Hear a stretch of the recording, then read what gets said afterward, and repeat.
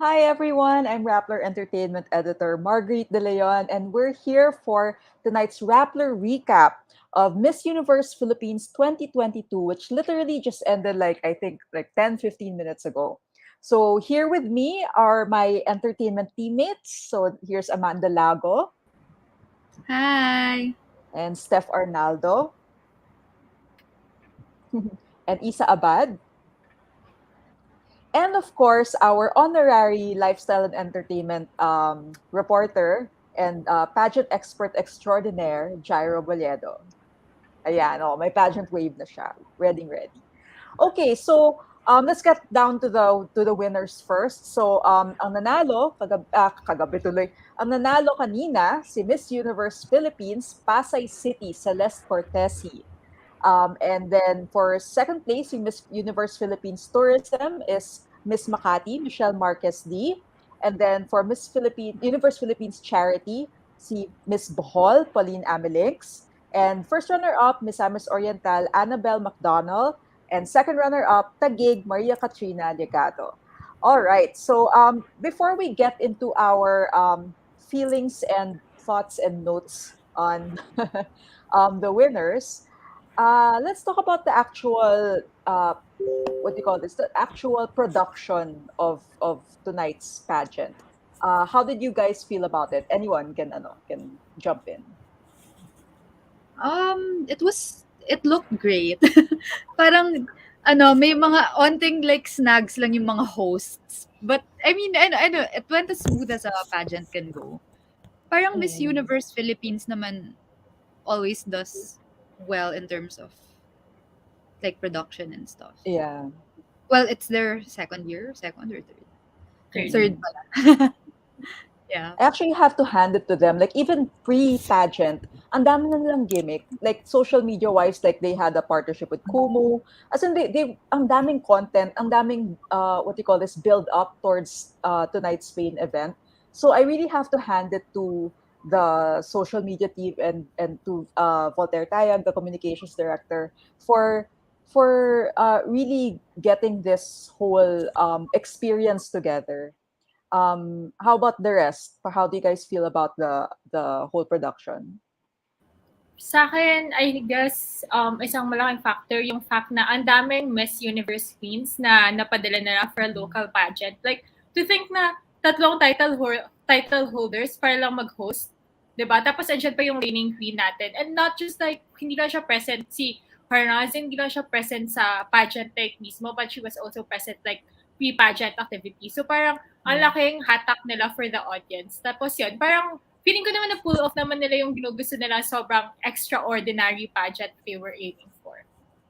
Yeah, as in, ang big deal, no? Like, ang daming Miss Universes that were there kanina.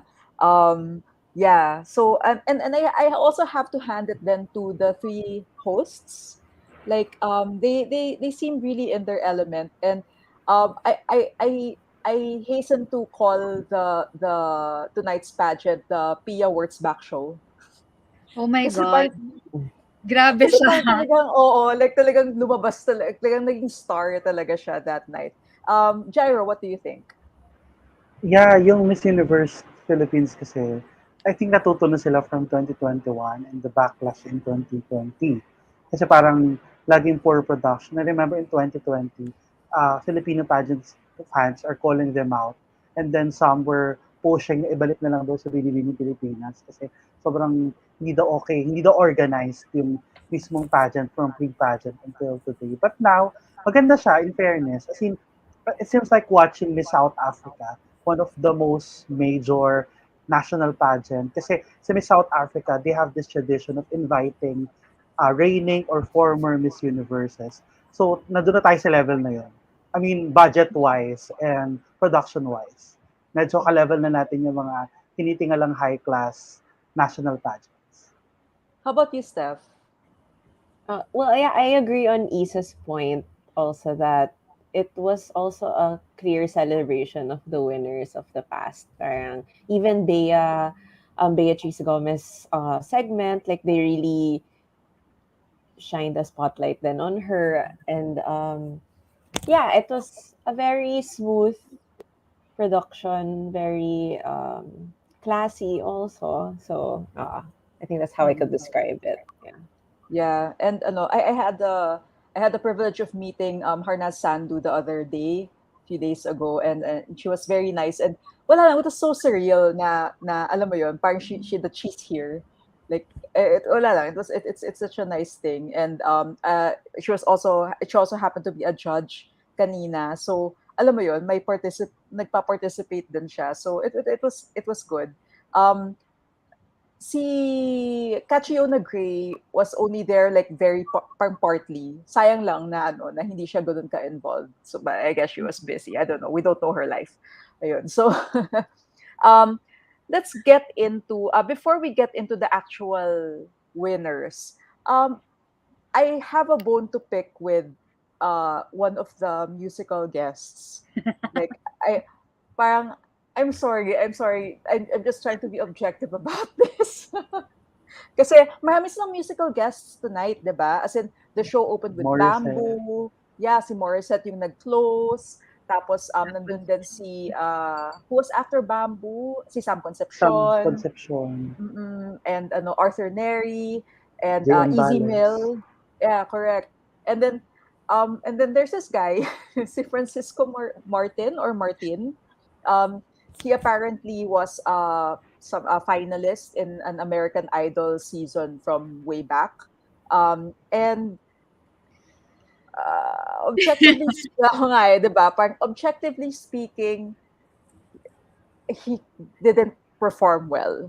Like, and I think a lot of people on social media also caught on. Like, anybody with ears would honestly feel assaulted by his two performances, not one, but two. Kayo, ano yung feeling nyo when you saw him perform? I mean, I was thinking like may problema ba yung in-ear ano niya? Na parang, like, I don't want to blame him at first, pero parang two songs and Oo. hardly in tune. Tapos parang all the other performers were fine. So, I don't know. Baka kinakabahan si singer tonight or he's off his game tonight. I don't know. Yeah, we'll just give him the benefit of the doubt siguro. Yun. Yeah. Pero, yeah, unfortunately, like, social media is a I cruel heard. place. Yeah, go. Oh, sorry, I'm kind of slow. Yeah, I have a tita who watched him on American Idol actually on season 18, I believe, and she saw his performance. She was like, "Oh, what happened?" Because on American Idol, I mean, obviously you have to have talent to be on that show. So he was more of a guitar like performer. So maybe like that kind of performance was a bit new to him. Like he was just singing. Or I it don't know. was not Maybe his wheelhouse. maybe, yeah, just giving benefit of the doubt also. Yeah. Alam mo, good point, Steph, kasi when Francisco Martin, he's actually Phil Am, when he Yeah. auditioned in American Idol, Oh my the God, may late, alam din si Gyro. the revival. I'm also a fan of American Idol, but not after Jessica Wow. Sanchez won, All your lost. interests. So, yon. Si Francisco Martin, he auditioned using guitar, tapos kinakabahan siya. So, nag-viral yung video na yun. And then he performed really well. So, good point, Steph. Kasi talagang magaling siya during the contest on Yeah. parang country acoustic songs. Maybe, Mm-mm. di niya lang genre tong mga Yeah, pinakanta not sa his forte. Okay, sige, I stand corrected, Os. Sorry, Francisco Martin. I'm a harsh judge. Ayun. The Simon So, Cowell. yes, I'm the Simon. Simon Cowell of the entire Philippine music industry. I'll take that. Okay, so sige, let's get into the actual winners. So, ikaw, Steph, you were particularly enamored with Misamis Oriental, si Annabelle McDonald. Like, Oh, what was yeah. it about you? Yeah, you did. Kanina you were messaging parang, oh, I like her, blah Bohol blah. ata. Si Bohol Well, ata. Miss Amis also was like, I wish they'd get into top three. At least. Bohol, Okay, Miss okay. Amis, yeah. Yeah. But yeah, I found her story quite inspiring, very inspiring. She's the one who said she grew up an orphan and she had Yeah, to she had a hard uh, life. yes, yeah. So I appreciated that she spent a lot of time discussing that because I feel like that's something a lot of people um, can empathize with, and it's nice that she didn't shy away from such from her story. Yeah, from sharing her story. Yeah, that and I think she performed quite well during the pageant. She landed second runner up. Am I right? Yeah, second Second runner up. runner up. Yeah. First Okay, runner-up. so I, I first And runner sorry. up, then sorry. si Taguig.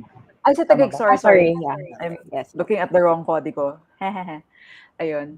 So, what do you call this? So next is Miss Universe Charity, Miss Bohol, si Pauline Amelix. And honestly, I thought she would get it based on how well she answered her Q&A Yeah. question.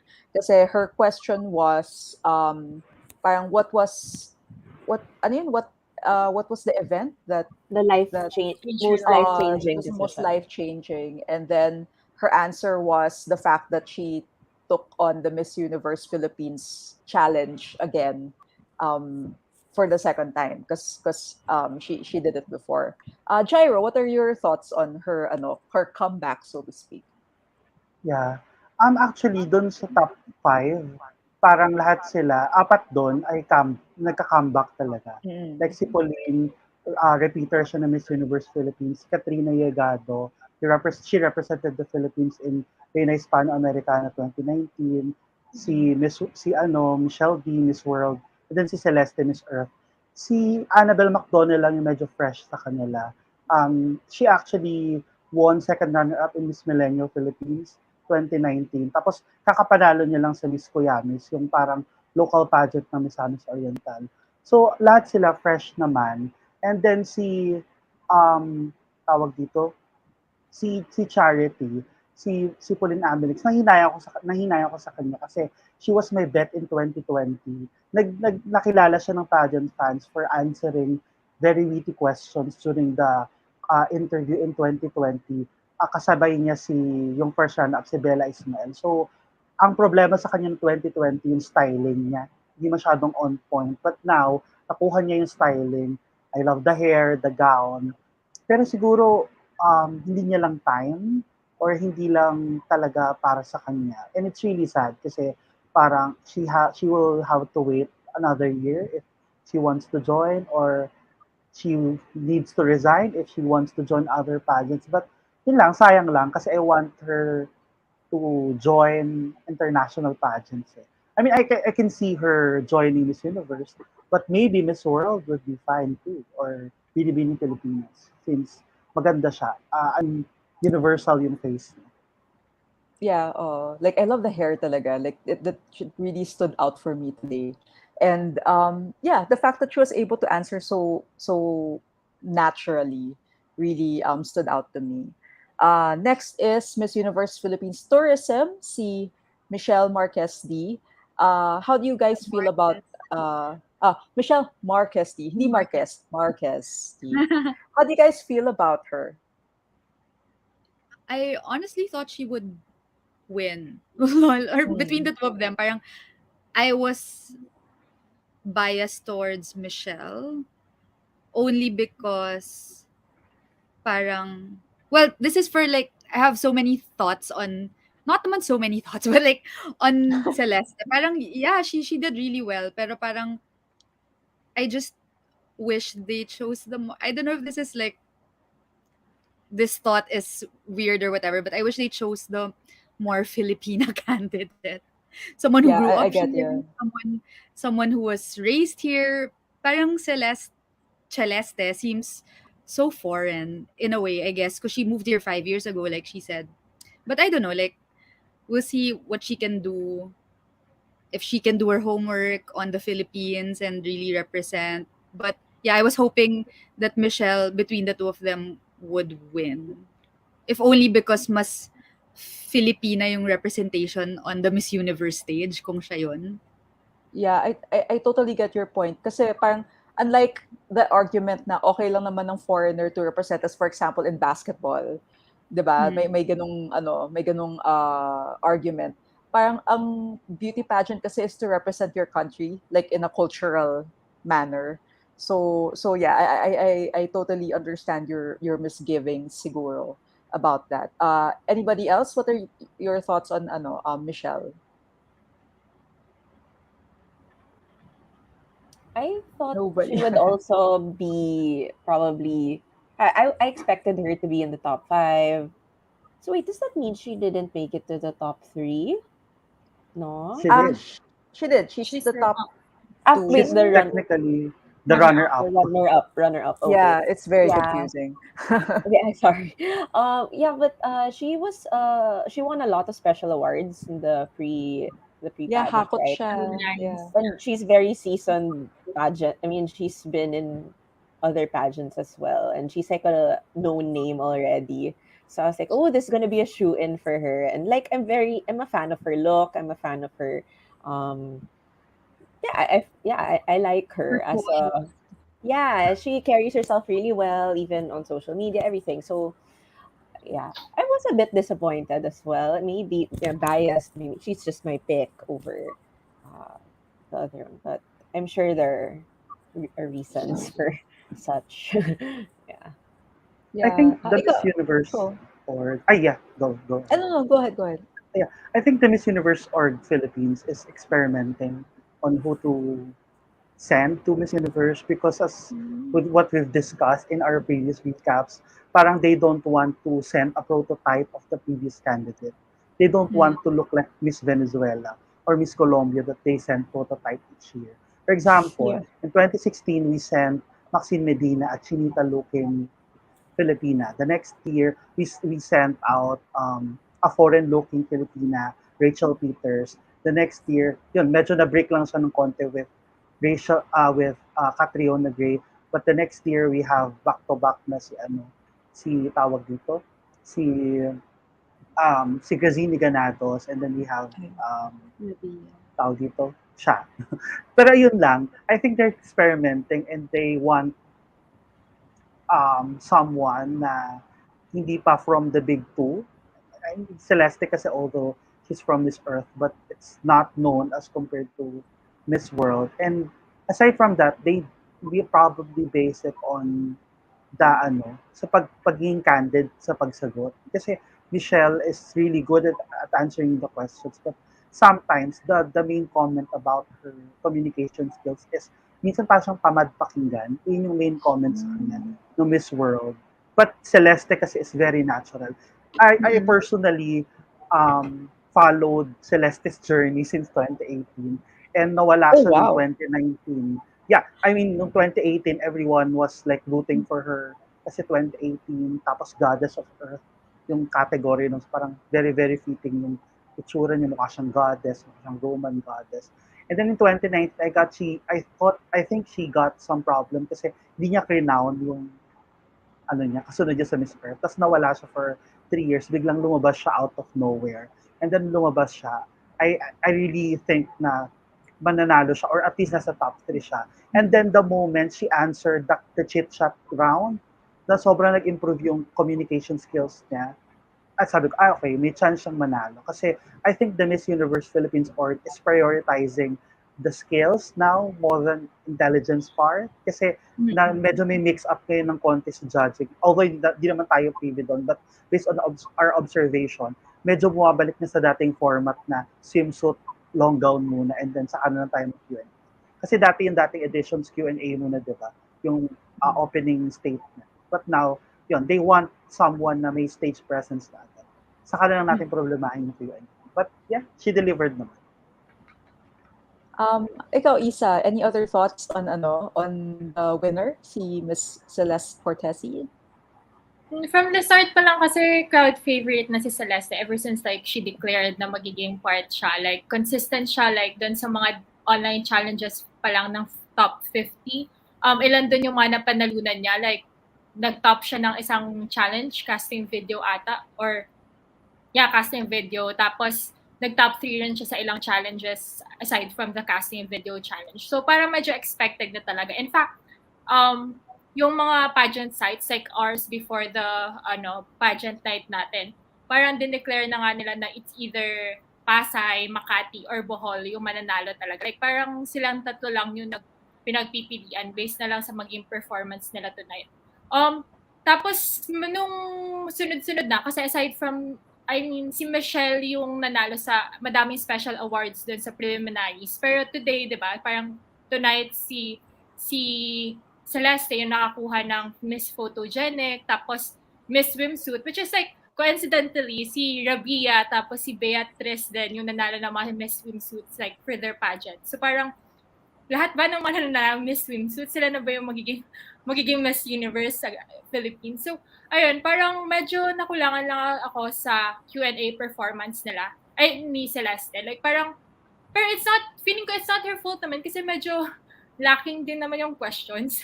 Like, Medyo. even Catriona, Slambo. di ba? Parang kahit si Catriona nag-tweet na the organization could have given them a more difficult question. Kasi parang, I mean, how could you give like paano nila mapapaganda yung answers nila if the questions weren't that good in the first place?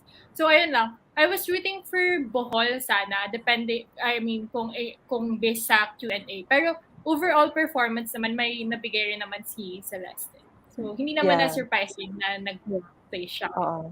To For be those fair, ay sorry. ano Parang, ko lang, for those who weren't able to watch, yung Q&A kasi ni Miss Pasay, ni Celeste, was, what do you call this? If you had to freeze time, like, parang, who would you spend it with or something? Or what would you do? Yeah. Something What like that. would you do? Tapos she said she'd spend it with her mom because she hadn't seen her in 2 years. So, ayun, it was a very she got basic emotional. answer. Very Parang candid, I pang think. chit-chat lang. Yeah. Like, Oo. Pero hindi siya like, to be fair naman to her, parang she was so sincere and she was so natural Yeah. when she answered it. Parang naluha pa nga siya or I parang she could was hear her teary. voice Mm. cracking. Parang Yeah. it was Came such from the a, heart. a candid, parang heartfelt moment then to see on this perfectly polished pageant stage. That was endearing. Parang it was endearing to see her. To see her cry. But it was Yeah. an See her vulnerable. Yeah. Oo. And tama nga yung sabi ni Isa na parang these women they seem very intelligent naman. Parang they really could have answered harder True. questions talaga. Mga controversial. Yun. Yeah. Even like before the top 5, the top 10 had to answer like very, very chica style questions. And like, ano Slambo. yung isa? what is your Oo. favorite color in the Color. rainbow? I would Oh like my God. Nakakaloka. My favorite color is the rainbow. Oo. Or like, sino yung radio broadcaster? Tapos yung tanong sa kanya, like, would you rather be on TV or on radio? Tapos parang bumobo ako bigla dun sa, Tapos syempre, ang sinagot niya, I'd rather be on TV kasi at least audio and video. Tapos alam mo yun, yung parang pinangka na niya. Tapos parang, nga naman. Ay, yun, wala lang. So, ayun, I guess, on the off chance that anyone from the Miss Universe team is watching this, you can make the questions harder. You can trust them to, trust your women, trust your ladies to deliver. Tsaka diba sa Ayun. international pageant, mahirap yung question. So Yeah. parang, Political, yeah, Oo. scientific, sociological, Oo. lahat ng ano. Correct. Like nuclear war. And to think like ang daming ang gandang questions for this time of year. Like, of course, the upcoming elections and then Ukraine, Russia, or 'di ba? Parang ang daming, or what do you call this? The oil crisis. Like ang daming mga pwedeng gawing questions na very very what do you call this? Very meaty. relatable. Malaman. Yeah. Not relatable. What do you call this? The word escapes me. Hindi to daw pwede mag-Q&A na Relevant. relevant. There you go. Thank you to Amanda. Yun. So, any last thoughts before we wrap up? Because it's been a long, it's been a long pageant night. Yeah. Sige, let's start with Steph. It was an enjoyable pageant, and there were a lot of performances, but then I think the program was very snappy naman and clean, and it was a good roster of candidates this year. I think a lot of people were rooting for different people, which I think is always a good sign because like there was a lot to appreciate about each candidate, and I think it was a worthy top 5 in the end. I did see a lot of people were rooting for Cebu City to land in top 5. I think that would have been interesting. She was also a pretty favored candidate, I believe. Yeah, but it was a good run, I think. Yeah, and congrats to the new queen. Mhm. Ikaw, Isa. Same. Nakakainis. Oh, Hindi, program-wise, sobrang ayos. Like, compared sa other pageants na na-cover natin, parang mas maayos talaga to. Mas may direction, mas okay lahat. yeah. The, pa- Tapos, in the, terms of the like, pageant that must not be named. in terms of like the candidate wise yun naman. Yun nga, good roster. Tapos I mean, natutok rin since you've mentioned rin naman na parang sobrang active rin kasi nila like pre-pageant activities na talagang tinutukan rin ng mga tao yung growth, like yung pageant journey ng each candidate. Na parang yung mga pageant fans nagkaroon ng time to ay nagkaroon ng chance to like parang hanapin kung sino ba yung candidate na i-root for nila since ang daming ang activities ng mga candidates na to. Obvious yun nun sa top 10 na ang daming nag-react na after ma-mention yung top 5 na ang dami sanang pwede pang mapasok sa top 5. Like yun, sinabi ni Steph, Cebu City, meron din nag-root for Albay and Iloilo Province. So parang it just shows na ang daming talents or like maganda nga talaga yung roster ng candidates natin ngayon. Hmm. How about you, Amanda? It was an interesting pageant. Interesting results. Exciting to see what si Celeste can do in the future. Like, I mean, I know I have my misgivings about her being so foreign, but I mean, I hope she does her homework and she reads up on the Philippines, the country she's representing. And parang like Jairo said na wala siya ng iilang taon. So parang hopefully like that was her really putting in the work. And I think parang may potential tayo on the Miss Universe stage with her.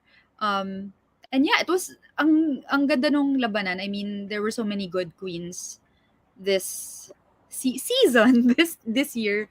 So Season. yeah, I'm excited to see what Celeste can do. And last but not the least, Gyro. Yeah, I mean, Celeste kasi also broke the ace and queen streak. So she must be really good para piliin siya ng judges and of course ng Miss Universe Philippines organization run by former ANQ officials. So, I mean, interesting roster. Exactly. Kasi I think this edition of MUPH, para nag-serve siya as redemption for a lot of candidates, namely si Bohol, kahit pa paano, na-redeem niya yung sir niya from 2020. Si Julia Sobier, si Sobier, sorry, Yeah. French pala siya. Sobier, Albay, she was a clapper in Binibini Philippines 2019, but now she landed in the top 10, so it's really a good night for her. Si Cebu City, I was really rooting for Cebu City all the way from the start of the pageant. I think her problem tonight was the styling. I didn't like the gown that much. I mean, the bustier part, it's really matigas tingnan. And then the hair Siya is, yung parang nagaganon yung bustier niya, di ba? yes, oo, dito, sa part na to. I think Yeah. the softer fabric should have been used. And then the hair, I'm not really a fan. But anyway, to summarize my thoughts for tonight, I think we have really, meron tayong malaking chance sa Miss Universe with Celeste Cortesi. And I have one assignment for her. Oh, kala mo talaga, ano yun. I think she should do a Catriona Gray, not in a sense na gagayahin niya si Catriona, but Catriona kasi, aminado siya na she didn't grow up in the Philippines, so she studied well. The our culture, di ba? She went to Mindanao, to Albay, Exactly. to different tribes to understand the culture of the Philippines. And eventually, we saw that on Miss Universe stage. And up until now, hindi lang siya tokenistic na for the sake lang ng pageant, but Catriona really immersed herself. And I think Celeste can do that, can use Catriona as an example to represent well the Philippines. And good point True. kanina. Okay lang kasi na foreigner, but yeah, culture kasi hindi nadala natin. Regardless kung foreign features ba meron siya, but beyond that, the culture and the Philippine sash that she's gonna wear a few months from now will matter a lot. So yeah, dapat mag-aral siya. Okay, perfect. That's the perfect way to end this night's Rappler recap of the Miss Universe Philippines 2022 Coronation Night. Thank you to Amanda, Jairo, Steph, and Isa for recapping with me.